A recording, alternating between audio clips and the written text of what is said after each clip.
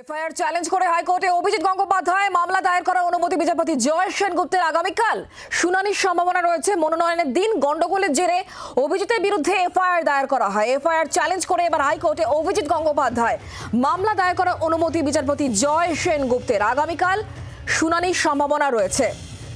আমরা কথা বলবো অর্ণবাংশু নিয়োগী এই মুহূর্তে আমাদের সঙ্গে রয়েছেন আমাদের প্রতিনিধি টেলিফোন লাইনে। অর্ণবাংশু, কি খবর রয়েছে এই বিষয়ে?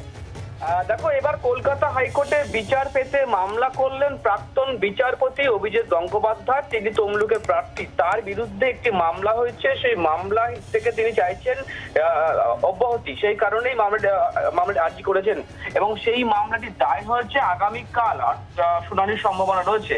তার বিরুদ্ধে কিছু সেকশন দেওয়া রয়েছে, সেই সেকশনের জন্য বলা হয়েছে এফআইআরটা বাতিল করা হোক, অর্থাৎ সিআরআর অ্যাপ্লিকেশন তিনি করেছেন।